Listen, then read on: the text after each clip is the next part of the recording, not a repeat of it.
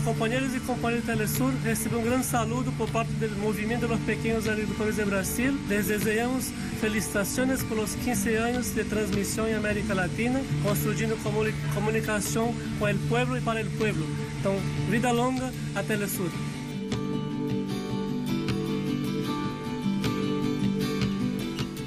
Nuestra misión es conectar a los pueblos. Y cada día trabajamos para una mejor comunicación y lograr la integración. Por eso seguimos creciendo en el Caribe. Ahora estamos presentes en Surinam.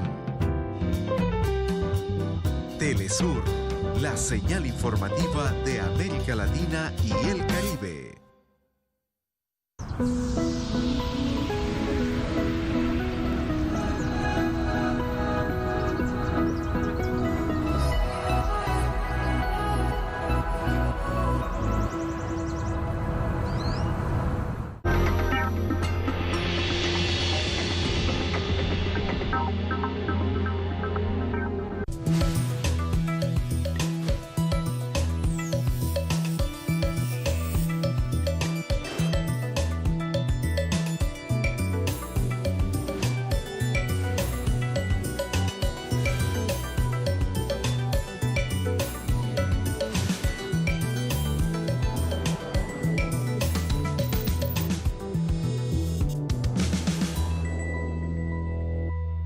The late chief, the paramount chief of Herero, he said that once he died, his bull must be put here.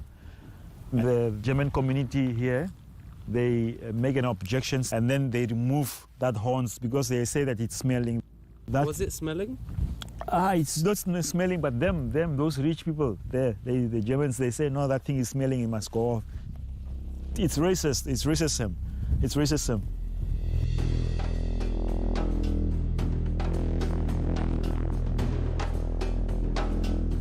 The injustices faced by Namibians today are inseparable from the country's past.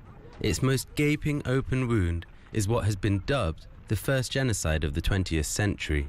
In 1904, German colonizers attempted to wipe out the Herero and Nama ethnic groups, massacring up to 110,000 people. So we've just walked through the German cemetery there, which is very well tended and looked after. And just after it here, behind me, you can see all these mounds, which are mark the graves of victims of the genocide. And then over in that direction, you have the German community's houses, which have slowly been encroaching. Essentially, they've been building over their graves. And then finally, you have this memorial sponsored by the German government, which quite incredibly says that the people who perished under mysterious circumstances. I mean, adding insult to injury is really an understatement here. Prominent Nazis such as Ritter von Epp and Eugen Fischer were involved in the atrocities in Namibia. Von Epp is considered by many to be the ideological godfather of the early Nazi party, and Eugen Fischer was a pioneering eugenicist whose ideas inspired Hitler. He experimented on the decapitated heads of the Herero and Nama people to try to justify his theory of white supremacy. Both von Epp and Fischer were proponents of the theory of Lebensraum, or living space, that was central to Nazi ideology, a theory that justified land grabbing for the white race. And so historians say it was the genocide in Namibia that laid the blueprint for the European Holocaust. Now they want to take back their land. But even if you go to some of the farms there, they are still having Herero names. They are still having Nama names, but those farms are still being owned by the Germans, the children of the German settlers. While Germany continues to struggle with atoning for the Holocaust, its officials are still refusing to recognize German crimes committed against the Herero and Nama people as genocide. Meanwhile, a younger generation is growing impatient, eager to finish what the leaders of the anti-colonial liberation struggle started when they won independence from apartheid South Africa. Newer organizations like the Affirmative Repositioning Group, led by Job Ampanda, are being formed to increase the pressure for land expropriation from whites without compensation.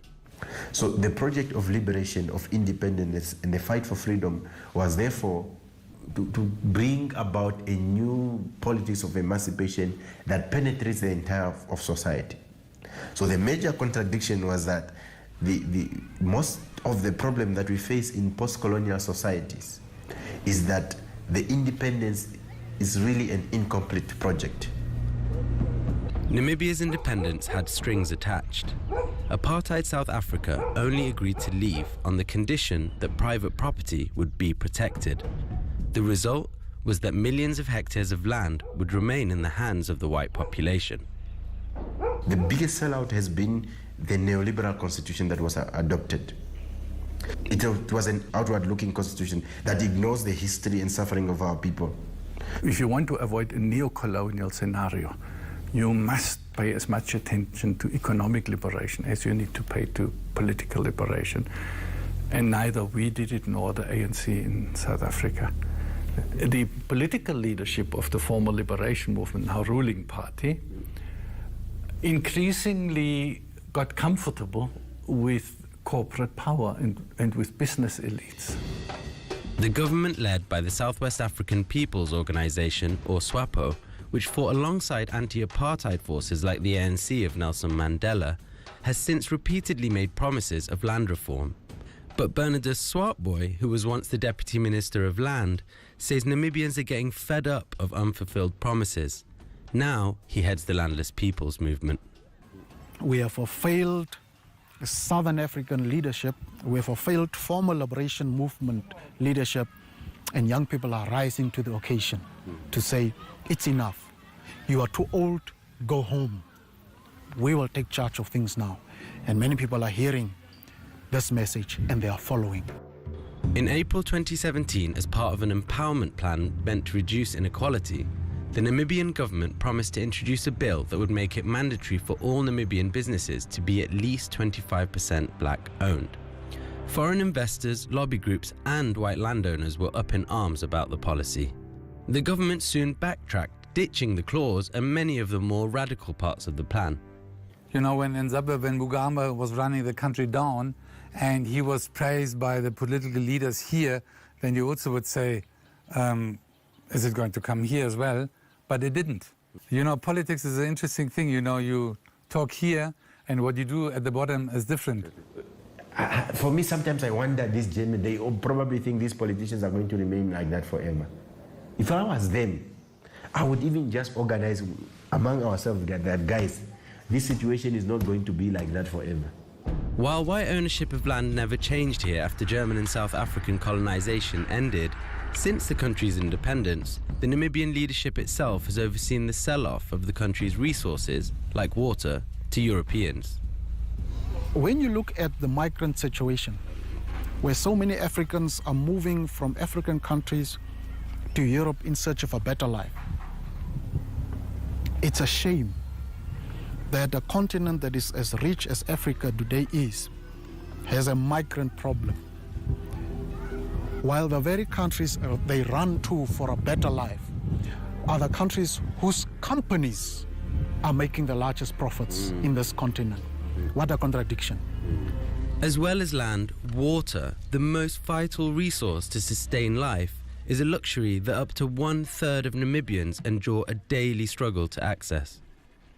The country's supply is largely run by an international consortium made up of Germany-based Berlin Water International and French multinational Veolia, the world's largest supplier of water services.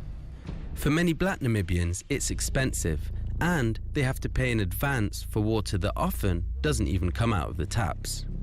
Working taps is around about, I think, four. Four. So 20,000 are sharing 4 taps. You see here, 00. But if you put in, it must register the amount. But now it wrote here error. Some of the people are going there at the graveyard. They are going to steal water there. And that water is not healthy water. The water is coming from the sewage dam. I sent my son last Saturday to go fetch water. He went 8 o'clock, comes back home by 12 because queue just to go fetch water.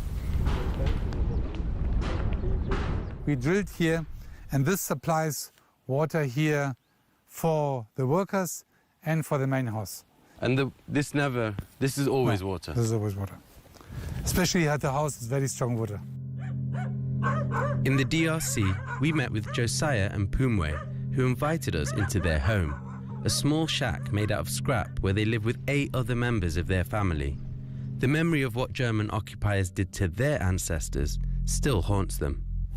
The Germans came, all the whites came to took all the men out, understand? So they were put on a ship, and this ship went into the oceans and then they disappeared. I mean, there was a blast, boom, like that, and that man never returned back. It doesn't seem fair to me that descendants of people that did that to your family or your are still essentially living in luxury and you living me living in this. You, what should I say? Yeah, you can see for yourself. You see for yourself how it is. You know, if you were me, you would also feel the same. Maybe they have to pay for us to have a better living. As I said earlier, we as the descendants of those who died in that ship. So, what's the solution? There must be a solution, or maybe I don't know, but there must be a solution for it. They can just like that. There must be a solution. There must be a solution. Black people are the majority in this country. They are the majority in whatever method. If they decide to occupy the land, they are going to decide to occupy the land. There is nothing that the minority can do. We will take law in our own hands. That's what we will do. Yes. How will you do that? I will do anything. They can take me and go and lock me up. I will take it in my own hands. That's what I'm gonna do. The white men might have left, but the legacies of white men remains. It remains in the